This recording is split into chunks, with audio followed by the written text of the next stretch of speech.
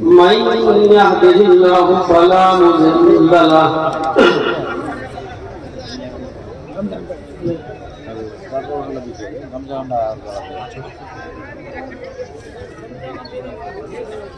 ومن يضلل فلا هادي له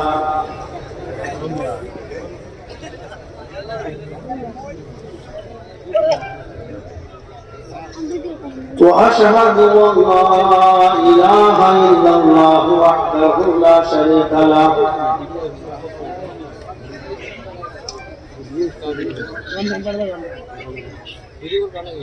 وأشهد أن محمدا عبده ورسوله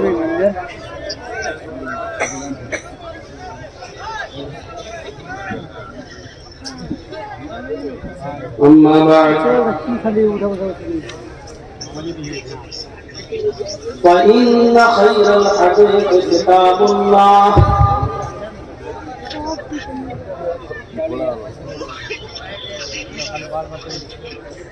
وخير الهدي هدي محمد صلى الله عليه وسلم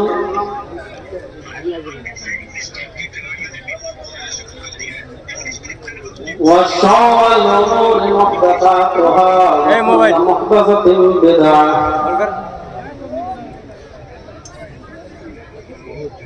وكل بدعة ضلالة وكل ضلالة في النار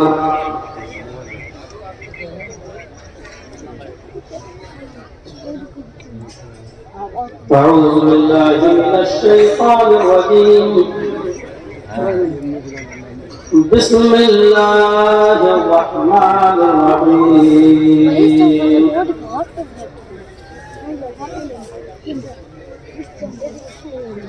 وإذا أخذ الله ميثاق النبيين لما آتيتكم من كتاب وحكمة ثم جاءكم رسول مصدق لما معكم لتؤمنن به ولتنصرنه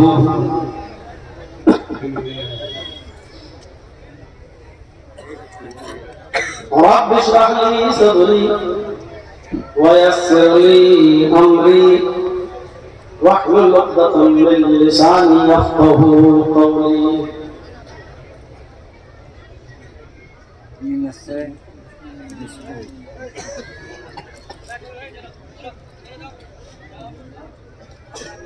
stage पर बैठे हुए मुअत्तर और भाई कराम,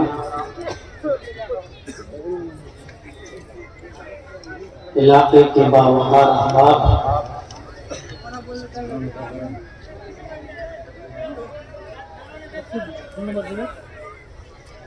डिस्ट्रिक्ट किशनगंज और उसके अतराफ व अकनाफ से तशरीफ लाए हुए मुअज़्ज़ज़ सामईन हज़रात, पर्दानशीन इस्लामी ख्वातीन, प्यारी माँ और बहनों,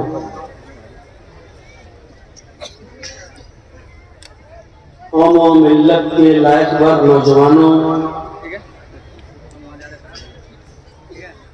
मुस्तक़बिल के होनहार अज़ीज़,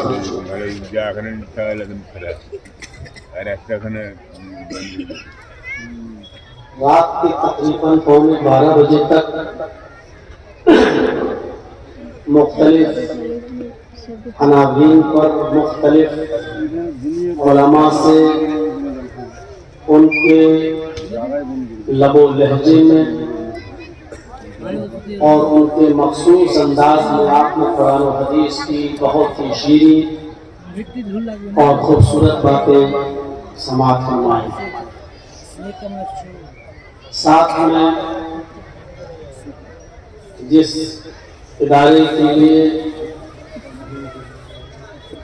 इस इजलास को मुनाकिद किया गया है, आपने उसका तामुल भी किया और अब जिस वक्त की उम्मीद थी उसी वक्त के तहत तो हमको वक्त मिला, अब आप मुझे भी सुन रहे हैं। अल्लाह रब्बुल आलमीन हम सबको सुनने से ज्यादा अमल की तौफीक अता फरमाए।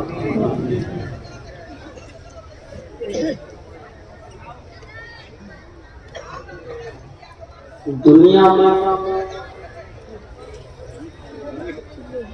बहुत से पैगंबरों को अल्लाह तबारक व तआला ने मबऊस फरमाया। आदम अलैहिस्सलातु वस्सलाम से लेकर ईसा अलैहिस्सलातु वस्सलाम तक जितने भी नबी आए, ये पैगंबर अपनी कौम के अंदर, अपने समाज के अंदर किसी खास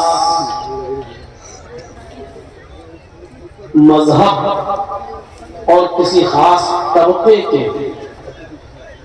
पैगंबर बनकर आए थे। कोई किसी कौम के लिए था, कोई किसी बस्ती के लिए था, लेकिन आखिर में मुहम्मदुर रसूलुल्लाह सल्लल्लाहु अलैहि वसल्लम को जो खातिमुन नबीयीन की हैसियत से भेजा गया, तो वो किसी खास कौम के लिए नहीं, किसी खास कबीले के लिए नहीं, किसी खास बिरादरी के लिए नहीं, बल्कि सारी कायनात के लिए नबी बनाकर भेजा। और नबी अकरम की जबान से इस बात का ऐलान करा दिया कि कह दो अना खातिमुन नबीयीन ला नबी बादी, मैं आखिरी नबी हूं और मेरे बाद अब कोई दूसरा नबी नहीं आया। इससे जाहिर है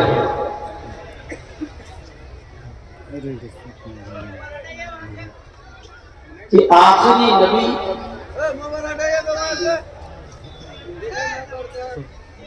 काम आप लोग कहते हैं जिसको 50 बार माना किया।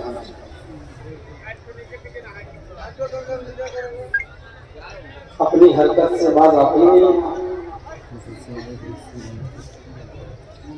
भीख मांग चुका हूँ, सब कुछ कर चुका हूँ, लेकिन ये मोबाइल चैनल वाले अपनी हरकत से बात नहीं।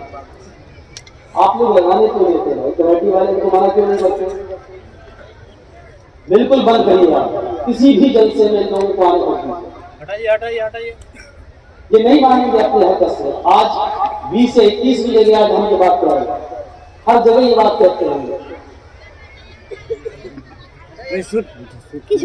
मैं कितना लोगों को रोकूंगा? कमेटी वालों की जिम्मेदारी है कि लोगों पर सख्ती से पाबंदी लगाए। हर इश्तेहार में लिख दें कि किसी भी यूट्यूबर को आने नहीं दिया जाए। ये लोग नहीं मानेंगे, अपनी हरकत से बाज नहीं आएंगे।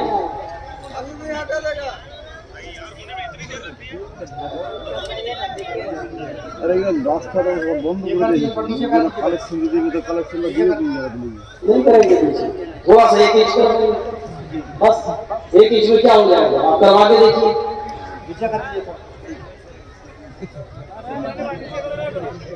इतना सा नीचा करके बस उंगली बना के शहीदों बना के खा लेगा, किया तो है।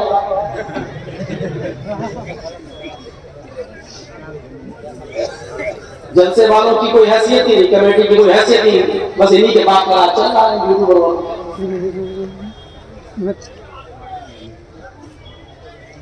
एक जलसा में उठा के फेंक दिया था सबको, मना किया जा चुका, फिर भी नहीं मानते अपनी हरकत से।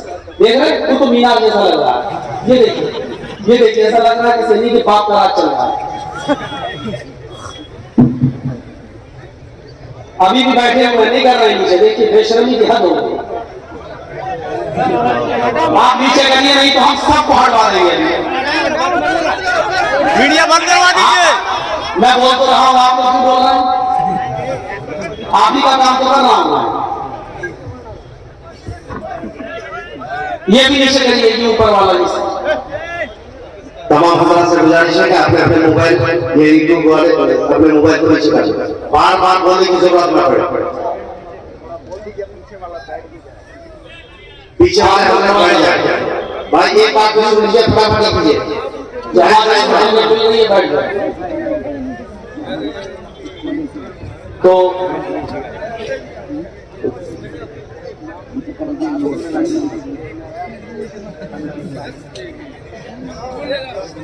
चलिए आप लोग भी काम चलाइए। क्या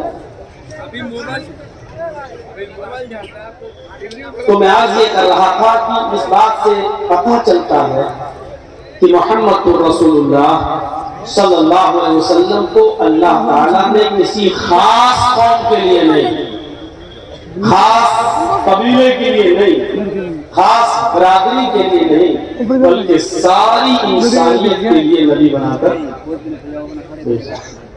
आप सबके लिए। कोई शख्स नबी अकरम पर सिर्फ अपनी दावेदारी न ठोके कि मोहम्मद रसूलुल्लाह मुसलमानों के नबी नहीं, सबके नबी, सबके रसूल हैं। जिन्होंने एक्सेप्ट किया, ईमान लाए, उनके भी हैं। जिन्होंने नहीं किया, आप उनके भी। मोहम्मद रसूलुल्लाह से पहले जो आए थे वो खास कबीले के लिए थे, खास कौम के लिए थे। जैसा कि बाइबल में लिखा हुआ है, ईसा अलैहिस्सलाम ने, जीसस ने कहा था कि मैं अपनी कौम की खोई हुई बकरियों को तलाश करने के लिए भेजा गया हूं।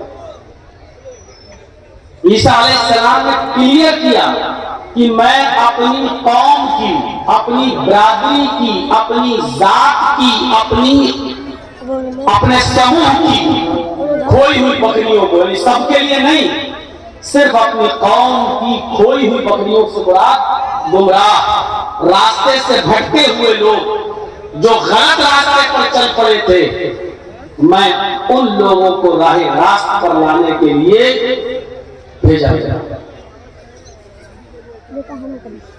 कोई नबी मोहम्मद रसूलुल्लाह को छोड़कर कोई नबी पूरी कौम, पूरी दुनिया के लिए, पूरी कायनात के लिए नहीं था। कोई किसी खास कौम के लिए था, कोई किसी खास बरादरी के लिए था, लेकिन मोहम्मद रसूलुल्लाह को कहा गया वमा अरसलनाका इल्ला रहमतल लिल आलमीन। ऐ मोहम्मद सल्लल्लाहु अलैहि वसल्लम, हमने आपको संपूर्ण जगत के लिए, सारी कायनात के लिए रहमत बनाकर भेजा है। आप सिर्फ मुसलमानों के नबी नहीं है और सिर्फ मुसलमानों के लिए रहमत बनकर नहीं आए। आपकी रहमत आम है। आप जितना मुस्लिमों पर रहम करते हैं उतना ही गैर मुस्लिमों पर भी, जानवरों पर भी, हैवानात पर भी, परिंदों पर भी, चरिंदों परिंद पर भी। वो मंजर शायद आपको याद हो जिसको इमाम बैहक़ी ने अपनी सुनन के अंदर नकल किया है। एक यहूदी मोहम्मद रसूलुल्लाह सल्लल्लाहु अलैहि वसल्लम के गले में फंदा डालता, कपड़ा डाल देता है और उसको ऐंठने लगता है। यहां तक पहुंच गया, गला दबने लगा। तब उसने कहा, ऐ मोहम्मद सल्लल्लाहु अलैहि वसल्लम, मेरा कर्ज दो। आपने जो कर्ज लिया था मुझसे, वो मेरा कर्ज वापस करो। अल्लाह के नबी सल्लल्लाहु अलैहि वसल्लम ने जो जवाब दिया उसको सुनिए। आए यहूदी, मैंने एक हफ्ते के लिए कर्ज लिया था और मैंने ये वादा किया था कि एक हफ्ता पूरा होगा तो मैं तुम्हारा कर्ज अदा कर दूंगा। आज 5वां दिन है, अभी वादे को पूरा होने में 2 दिन बाकी हैं। 2 दिन के अंदर अंदर मैं तुम्हारा कर्ज दे दूंगा। उस यहूदी ने कहा, मोहम्मद आज ही चाहिए, मुझे आज जरूरत है। अल्लाह के नबी कहते हैं कि आज तो नहीं है मेरे पास, 7 दिन का वादा था, 5 दिन हुए हैं, 2 दिन तुम पहले मांग रहे हो, 2 दिन पूरे हो जाने तो जब मैं नहीं दूं तब आप कहना मैंने आज तक वादा खिलाफी नहीं की। उसने कहा ठीक है, आपने वादा किया था 7 दिन का, लेकिन मुझे आज जरूरत है, मुझे आज चाहिए। आपने कहा अर्जेंट मांग रहे हो, कहां से दे दूं? उसने कहा मैं पूछने नहीं दूंगा, आप यही रहिए, जब तक आप मेरा कर्ज नहीं देंगे मैं जाने नहीं दूंगा, आप वही बैठ जाए। गौर कीजिए, जिस जगह पर खुद आपकी हुकूमत हो, आप ही का हुक्म चलता हो, बस्ती पर पूरा कंट्रोल आपका हो, और उसी बस्ती में एक मामूली सा यहूदी नबी को कह दे कि मैं उठने नहीं दूंगा, क्या ये तसव्वुर कर सकते हैं आप? क्या आप अपने इलाके में नीतीश कुमार से कह सकते हो यहां बैठ जाओ, जाने नहीं दूंगा? क्या यूपी के अंदर हम योगी से कह सकते हैं बैठ जाओ, उठने नहीं देंगे? क्या दिल्ली में आप केजरीवाल से कह सकते हैं बैठ, मैं उठने नहीं दूंगा? जिस बस्ती पर हमारा नियंत्रण हो, कंट्रोल हो, और उसी बस्ती में हमसे ये कहा जा रहा हो कि मैं उठने नहीं दूंगा, पहले मेरा कर्ज अदा कर, और आप बैठ जाते हैं। हजरत अबू बकर से हजरत उमर फारूक को गुस्सा आ रहा है, लेकिन आप कह रहे हैं नहीं, अरे उमर तुम्हें कुछ नहीं बोलना, मामला हमारा और इसका है, मैंने इससे कर्ज लिया है, ये मुझसे सख्ती कर रहा, करने दो, लेकिन तुम बीच में नहीं बोलोगे, बैठ। इमाम बैहक़ी अपनी सुनन के अंदर नकल करते हैं कि ज़ोहर की अज़ान का वक्त होता है, आपने कहा यहूदी अज़ान की आवाज आ रही है, क्या मैं मस्जिद में नमाज पढ़ने जा सकता हूं? उसने कहा बिल्कुल नहीं, पहले मेरा कर्ज दे दो, उसके बाद जहां जाना हो चले जाओ। असर की नमाज का वक्त आया, उसने नहीं जाने दिया, मगरिब की नमाज का वक्त आया, उसने नहीं जाने दिया, ईशा की नमाज का वक्त हुआ, उसने नहीं जाने दिया, यहां तक कि रात के अंदर भी उसने नहीं जाने दिया। आपने पूरी रात उसी जगह पर गुजारी, वो यहूदी भी वहीं मौजूद है, सुबह फजर की नमाज भी आपने वहीं पढ़ी। इमाम बैहक़ी ने अपने सुनन के अंदर नकल किया हत्ता ततलुअ शम्स, यहां तक कि सूरज तुलू हो गया। जब सूरज चमकने लगा तो वो यहूदी अल्लाह के नबी के पास खुद चल कर आता और बैठ जाता है और कहता हाथी यदका उबायका अलल इस्लाम, आए मुहम्मदुर रसूलुल्लाह सल्लल्लाहु अलैहि वसल्लम, मैंने कर्ज लेने के लिए ये सख्ती आपके ऊपर नहीं की थी, बल्कि मैं देखना चाहता था कि आपके अखलाक कैसे हैं। मैंने कल ही अपनी किताब पढ़ी तौरात, कल ही मैंने अपनी किताब लिखी तौरात, उस किताब के अंदर, उस तौरात के अंदर मैंने आखिरी नबी का एक वस्फ देखा है, एक सिफत देखी है, एक विशेषता देखी है, खुसूसियत देखी है कि अंतिम ऋषि आखिरी पैगंबर वो होगा जिसको गुस्सा दिलाया जाएगा तो वो गुस्से में नहीं आएगा, उसकी पेशानी पे शिकन नहीं पड़ेगी, उसके ऊपर सख्ती की जाएगी तो वो गुस्से में नहीं आएगा। मैंने गुस्सा दिलाने की कोशिश की, मैंने आपको घराने की कोशिश की और ये देखना चाहता था कि मेरी किताब में आखिरी नबी की जो सिफत लिखी हुई है, जो गुण लिखा हुआ है, वो गुण आपके अंदर पाया जाता या नहीं पाया जाता, मैं ये देखना चाह रहा था। नबी अकरम ने उससे सवाल किया, तुमने अपनी किताब पढ़ी तौरात पर ये बस तुमने देखना चाहा, कईफ़ वजदता नाती, अपनी किताब के मुताबिक तुमने मेरा बस कैसा पाया, तुमने मेरी सिफत कैसे पाई, तुमने मुझे कैसा महसूस किया? उसने कहा मेरी किताब तौरात में जो लिखा है वो आपकी खूबी बहुत कम लिखी है, आपको उससे भी बढ़कर आपका अखलाक उससे भी बढ़कर है, आपके अंदर ये वस्फ उससे भी बढ़कर कूट कूट कर भरा हुआ है। अल्लाह के नबी ने कहा, जब तुमने मुझे अपनी किताब के मुताबिक पूरा का पूरा पा लिया, मां मना तो तुम्हें कौन सी चीज रोक रही है कि तुम इस्लाम ले आओ? कौन सी चीज तुम्हें रोके हुए है? फिर तुम क्यों इस्लाम नहीं लाते हो? उस यहूदी का जवाब देखिए, इस्लाम, अल्लाह के नबी सल्लल्लाहु अलैहि वसल्लम, हम इस्लाम लाना चाहते हैं, आप अपना दाहिना हाथ बढ़ाइए। अल्लाह के नबी ने अपना दाहिना हाथ बढ़ाया, उस यहूदी ने अपना हाथ बढ़ाया और उसी वक्त उसने कलमा पढ़ा, अशहदु अल्ला इलाहा इल्लल्लाह व अशहदु अन्ना मुहम्मदन अब्दुहु व रसूलुहु। मैं इस बात का इकरार करता हूं कि अल्लाह के अलावा कोई माबूद नहीं, और इस बात की गवाही देता हूं कि मोहम्मद सल्लल्लाहु अलैहि वसल्लम अल्लाह के बंदे और उसके रसूल हैं। ये कलमा पढ़कर वो इस्लाम में। इस वाक़े से पता चलता है कि हुकूमत अपनी, सल्तनत अपनी, ममलिकत अपनी, पावर अपना, सब कुछ अपना, लेकिन इसके बावजूद क्या कह रहे? नहीं, इसके ऊपर कोई जुल्म नहीं करेगा, मेरा इसका मामला है।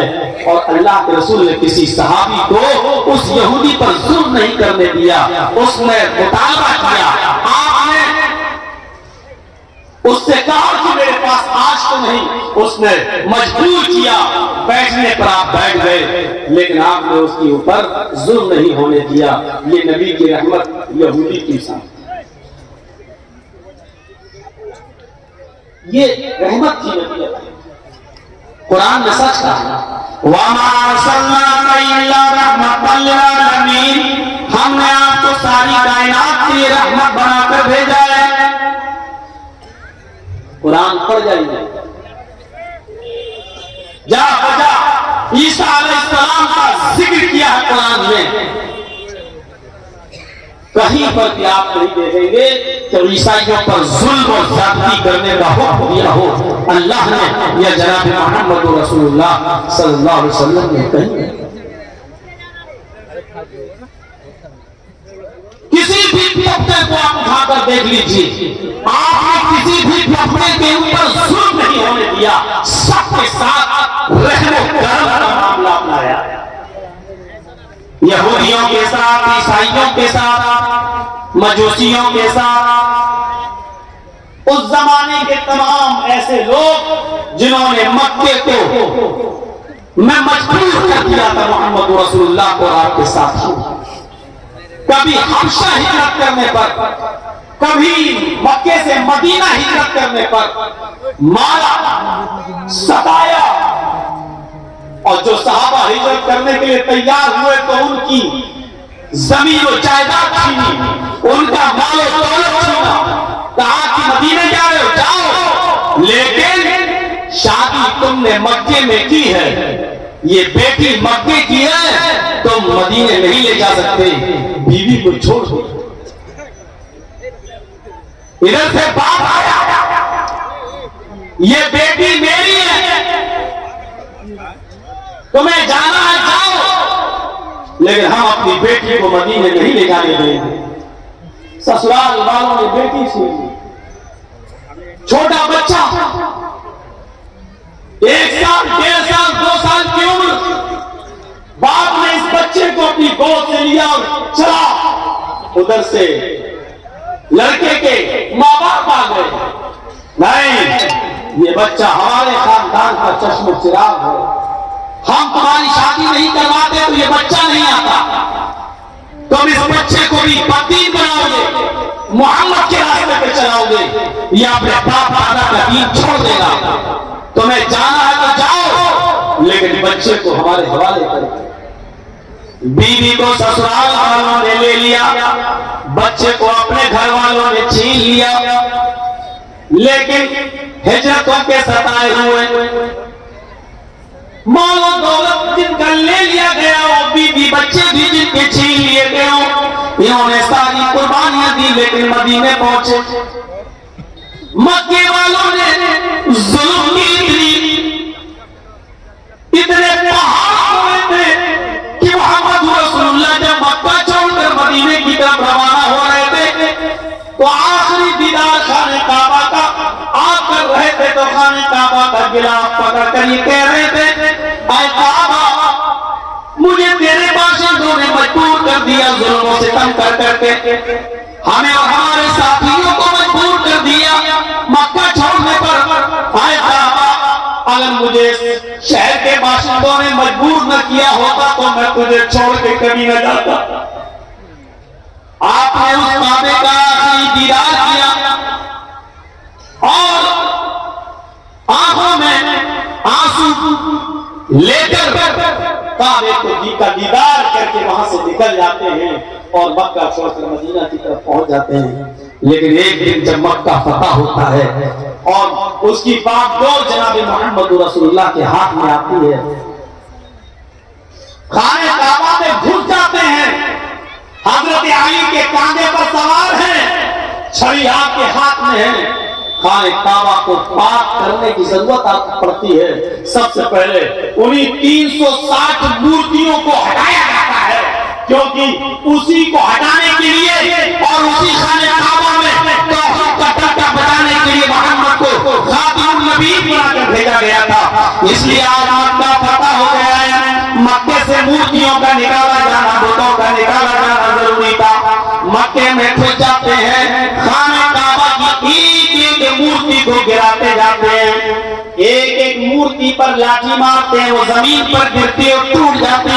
एक एक मूर्ति को छड़ी से गिराते जाते और कहते जाते जाअल हक़ व ज़हक़ल बातिल इन्नल बातिल काना ज़हूक़ा।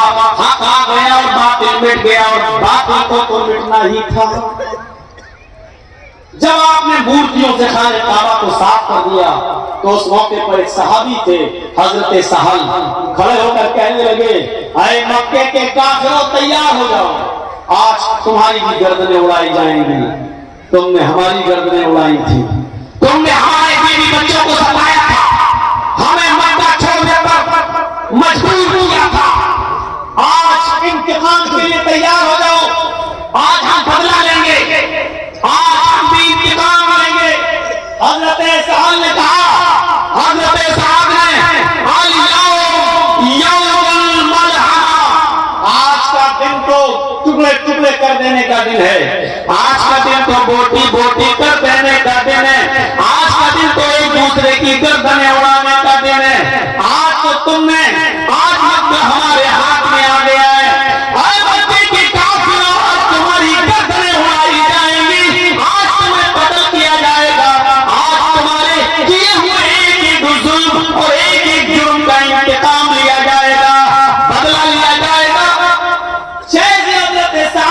ये पुकारते हैं। दूसरी जगह मोहम्मद रसूलुल्लाह सल्लल्लाहु अलैहि वसल्लम बैठे हुए थे, वो फरमाते नहीं, ऐ मक्के के काफिरों तुम्हें साथ के इन जुमलों से डरने की जरूरत नहीं है, आज तुम्हारे ऊपर कोई खौफ नहीं है, आज तुम्हें डरने की कोई जरूरत नहीं है। साथ में तो इंतकाम की भावना में कह दिया कि आज का दिन बदले का दिन है, आज का दिन गर्दनें उड़ाई जाएंगी, बोटी बोटी करने का नहीं, आज का दिन तो रहमो करम करने का दिन है, आज का दिन तो आप दरगुजर का दिन है, आज का दिन तो एक दूसरे को माफ कर देने का दिन है, आज का दिन तो एक दूसरे को नजरअंदाज कर देने का दिन है, आज का दिन तो एक दूसरे को माफी देने का दिन है। आओ अपने जुर्मों की माफी मांगो, हम माफ करने के लिए तैयार हैं। और आपने मक्के के अंदर एक एक मुजरिम को माफ किया, और जुर्म भी ऐसा वैसा नहीं, बहुत खतरनाक जुर्म जिन्होंने किए।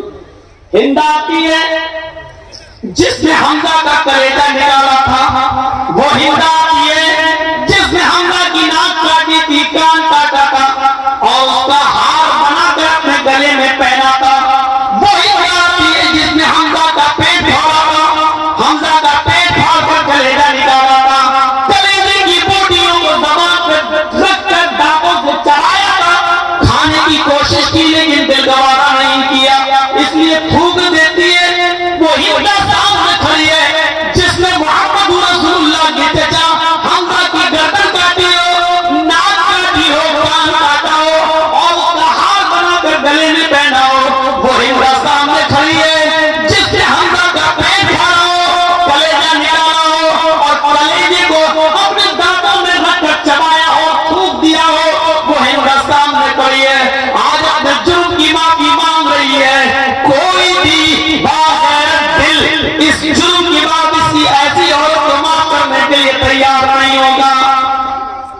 देख लीजिए, वो एक लड़की जिसका रेप हुआ था और उसके बाद मार डाला गया निर्भया को, और आप देख लीजिएगा उसके चारों कातिलों को जो फांसी दी गई थी अभी चंद महीने पहले या 1-2 साल पहले, जो फांसी के पत्ते पर लटकाया गया, आखिरी वक्त तक भी निर्भया की मां ने और निर्भया के बाप ने उन मुजरिमों को माफ नहीं किया। हर कोई अपने रिश्तेदार के कातिल को माफ करना गवारा नहीं करता। खुद आपका बेटा जिसने आपके आंखों के सामने मार डाला हो, क्या आप कलेजा उसको माफ कर देगा? आपका दिल कभी गवारा नहीं होगा। आप तो चाहेंगे कि इसको तपा के मारा जाए। नबी अकरम के सामने हिंदा खड़ी है, हुकूमत नबी की, सल्तनत नबी की, जिम्मेदार नबी, पूरे मक्के की बागडोर नबी के हाथ में, और हिंदा कह रही है कि हाँ मैंने भी जुर्म किया है, अरे अल्लाह के रसूल हमें माफ कर दीजिए। और आप अपने कलेजे पर पत्थर रखकर, अपने दिल पर पत्थर रखकर कहते हैं हिंदा जा मैंने तुझे माफ कर दिया, लेकिन एक रिक्वेस्ट है, एक अपील है, एक गुजारिश है, मेरे सामने मत आना, कभी भी मेरे आंखों के सामने मत आना। हिंदा जब तू मेरी आंखों के सामने आती है तो मुझे अपने चचा की लाश याद, अपने चचा का चेहरा याद आ जाता है, उसके चेहरे पर कटी हुई नाक और कटा हुआ कान याद आ जाता है, उसका फटा हुआ पेट मुझे याद आ जाता है, उसके पेट से निकला हुआ कलेजा मोहब्बत की नजरों के सामने आ जाता है। हिंदा मैंने माफ तो किया, लेकिन मेरे सामने मत आना, इसलिए कि तू जब आती है तो मुझे मेरे चचा की याद आ जाती है। रहमतुल आलमीन की रहमत देखो एक दुश्मन के साथ, वो अलग बात है कि हिंदा बाद में इस्लाम ले आई है, लेकिन आपने उस वक्त उसको माफ किया।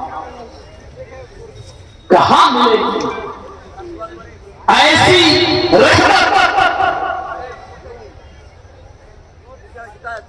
सच कहा कुरान ने, आदम से लेकर ईसा तक जितने भी नबी आए, हर नबी एक कौम एक कबीले के लिए, लेकिन जो भी आया उसने आखिरी नबी के बारे में जरूर बता दिया कि एक नबी आएंगे, सारी कायनात के होंगे।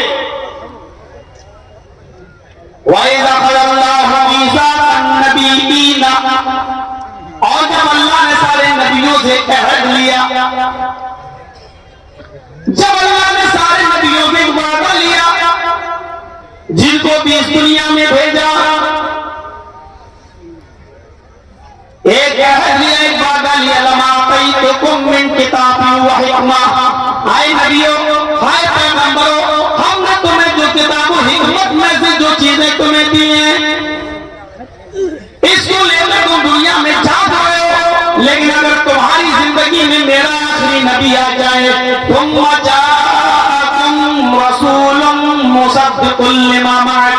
तुम्हारी जिंदगी में मेरे आखिरी पैगंबर आ जाए, तुम्हारी जिंदगी में जनाबी मोहम्मद रसूलुल्लाह आ जाए, और वो उस चीज की तस्दीक करें जो तुम लेकर जा रहे हो, उस चीज की पुष्टि करें जो तुम लेकर जा रहे हो, तो तुम्हारी जिम्मेदारी क्या होनी चाहिए, तुम्हारी ड्यूटी क्या होनी चाहिए? लतुमिनुन बिही व लतंसुरुन्नहु।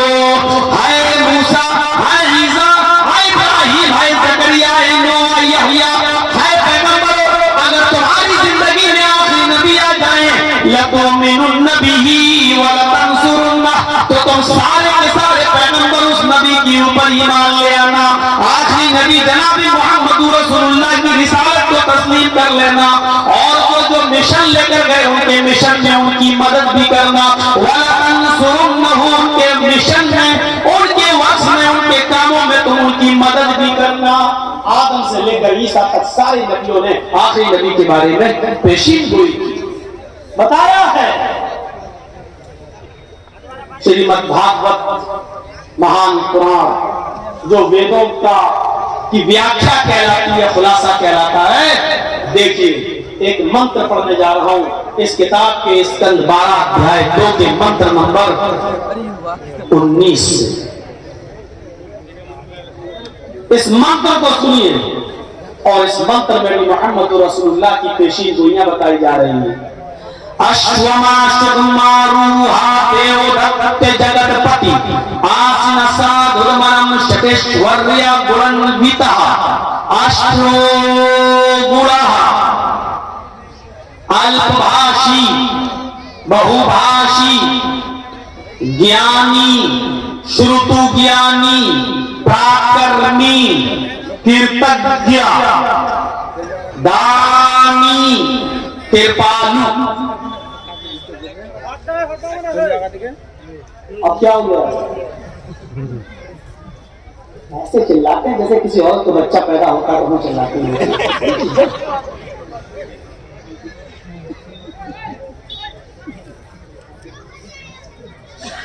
हम तो समझते हैं औरतों ही को दर्द होता है, इनको उनसे भी ज्यादा दर्द होता है। भैया बैठ जाओ, ये देखो सामने क्या कर रहा है, चंदा कर रहा है ना, सब ठीक, जाओ जाओ। उसके लिए हम मना नहीं करेंगे, उसी के लिए जलसा होगा। अब मंत्र पढ़ने पे आए तो आप लोग जोर देंगे। अश्वमा सुगमारूहा देवदत्त जगतपति, अंतिम ऋषि को कल्कि को एक अश्व कहते हैं संस्कृत में घोड़े को, और शुगमारूहा बिजली से भी ज्यादा तेज रफ्तार से चलने वाला। तो उस जमाने में बिजली तो थी नहीं, तो ये शब्द कहां से आ गया बिजली से ज्यादा? तो आसमानी बिजली मुराद है। आसमान से जो बिजली चमकती है उसकी रफ्तार होती है, जो आसमान में कड़क होती है बिजली, 1 सेकंड में 1,86,000 मील।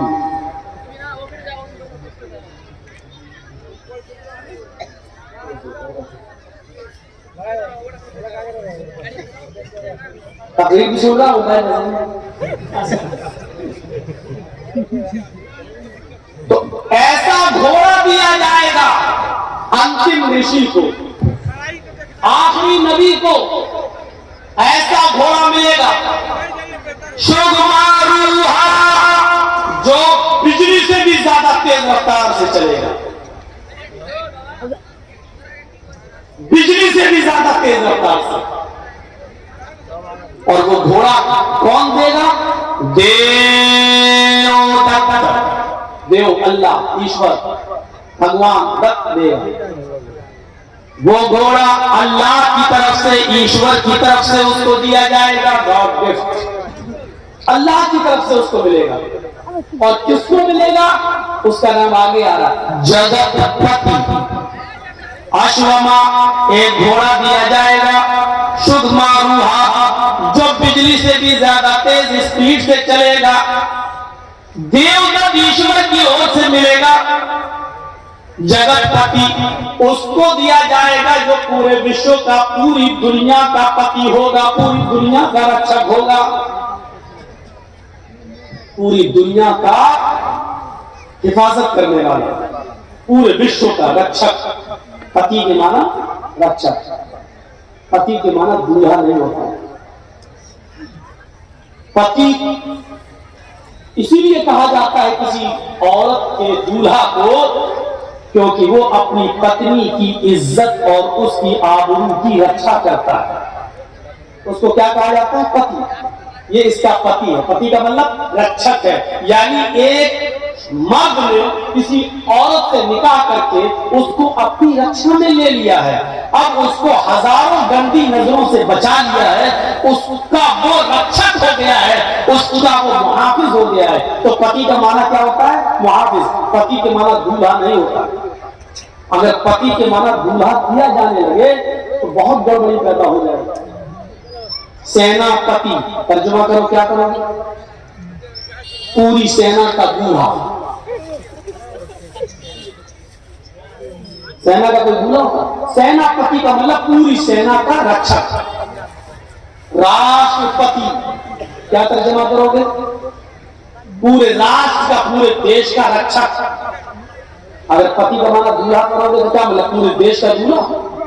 भारत में जितनी औरतें सबका दूल्हा है। पति का माना या दूल्हा नहीं होगा।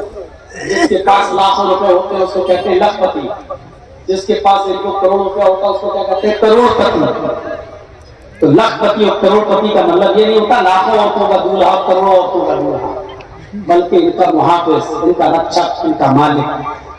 मोहम्मद रसूलुल्लाह के लिए शब्द क्या इस्तेमाल हुआ? जगत पति, पूरे जगत मानी दुनिया, और पति मानी जगत मानी वर्ल्ड, जगत मानी विश्व, और पति मानी रक्षा। पूरे दुनिया का, पूरे विश्व का रक्षा। अरबी में इसका तर्जुमा करेंगे तो आप क्या करेंगे? जगतपति का रहमतुल लिल आलमीन, पूरी कायनात के लिए रहमत बनकर। रक्षा बगैर रहम के नहीं होती, रक्षा बगैर रहम के नहीं हो सकती है। जिस लीडर या जिस नेता के दिल से रहम निकाल लिया जाए वो देश को बर्बाद कर देता है। मिसाल नहीं दूंगा, नाम नहीं दूंगा, हमसे ज्यादा समझदार है, बंगाल होता तो नाम ले लेता, नहीं है। मेरे भाइयों सुनिए, बोलना मुझे, कौन बोल रहा है?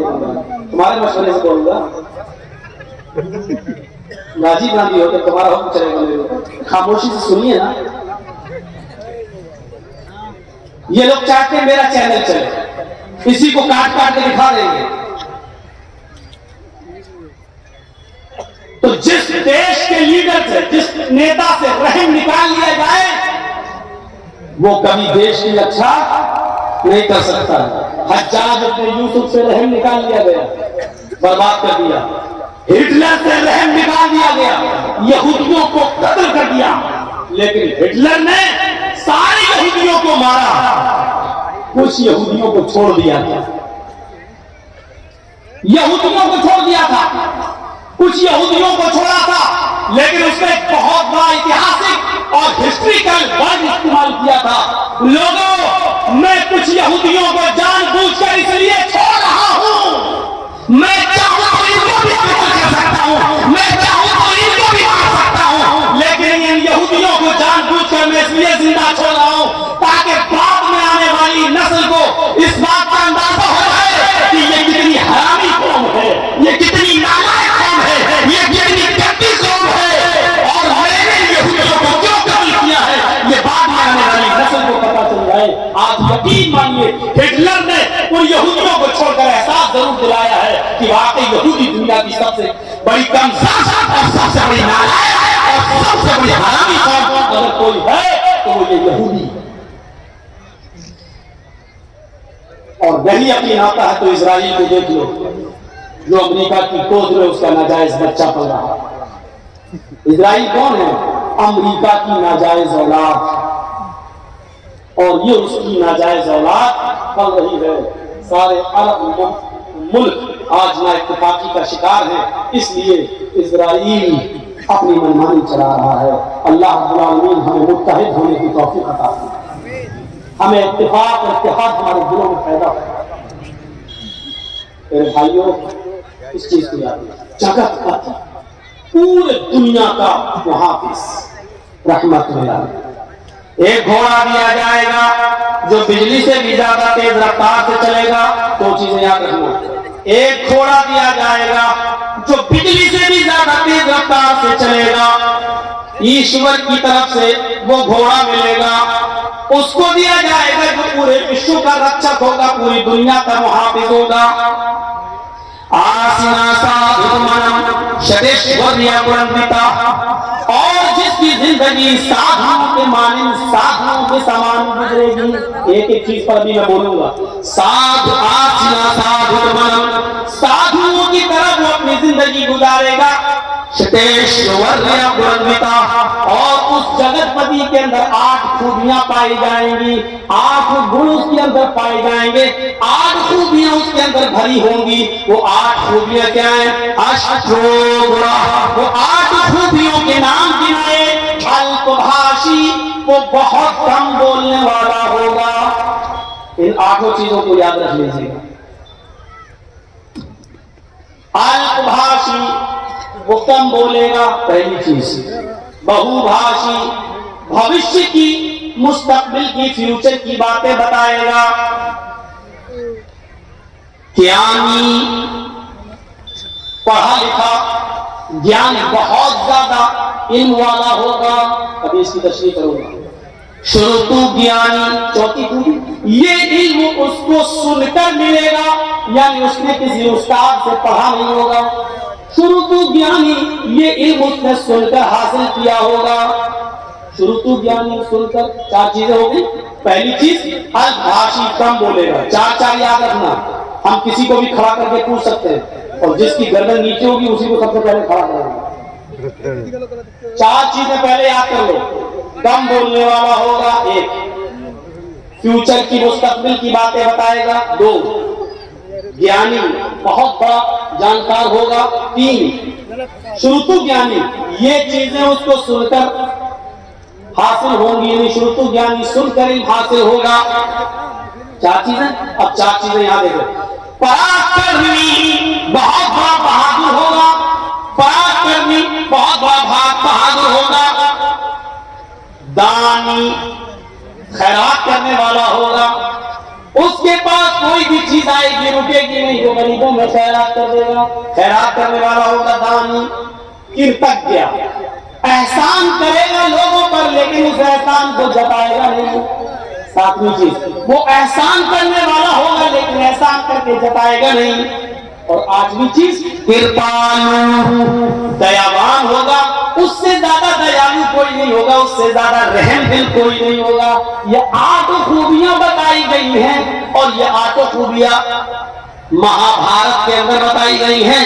अगरचे इससे पहले वाला मंत्र श्रीमद् भागवत महापुराण के 12 अध्याय 2 का मंत्र नंबर 19 है जो मैंने आपके सामने पेश कर दिया, पढ़ दिया है। अब एक चीज देख लो। अश्वमा सुगमारूहा ऐसा घोड़ा दिया जाएगा जो बिजली से भी ज्यादा तेज रफ्तार से चलेगा। अल्लाह के नबी को एक ऐसी सवारी मिली थी जो बिजली से ज्यादा तेज रफ्तार चलती थी। अरबी जबान में बिजली को क्या कहते हैं? बर्क, अलबर्क, आसमान की बिजली को। और ये लाइट वाली बिजली जो जलती है, जो हमारे करंट आता है, उसको अलकहरुबा बोलते हैं। ये करंट वाली बिजली अलकहरुबा, ये नहीं अलबर्क। जो आसमान में बिजली चमकती है उसको क्या बोलते हैं अरबी में? बर्क। और अल्लाह के रसूल को जो सवारी मिली थी उसको क्या कहते हैं? बुर्राक। बर्क से बना है बुर्राक। शुगमारुहा बिजली से ज्यादा तेज रफ्तारी से चलने वाली बुर्राक, जिस पर अल्लाह के नबी बैठकर सफर किए, जन्नत और जहन्नम देखकर आए, बैतुल मुक़द्दस का सफर किए। इसकी रफ्तार कितनी थी? खुद अल्लाह के नबी बयान करते हैं कि जब मैं बुर्राक पर बैठा और बुर्राक मुझे लेकर चली तो जहां तक मेरी नजर जाती थी वहां तक उसका पहला कदम। इंसान की नजर कहां तक जाती है आप उसका अंदाजा नहीं लगा सकते। ये लीजिए, मैंने आसमान पर नजर उठाई और 9 करोड़ 30 लाख मील की ऊंचाई पर हमने सूरज को देख लिया। हमने नजर उठाई 2,40,000 मील की दूरी पर हमने चांद को देख लिया। मेरे भाइयों, हमारी नजर जहां तक जा रही है उसका पहला कदम वहां तक होता था। अब आप अंदाजा लगा सकते हैं उसकी रफ्तार कितनी तेज होगी। तो अश्वमा सुगमारूहा बिल्कुल वही चीज, बिजली से ज्यादा तेज रफ्तारी से चलने वाली सवारी। ये अल्लाह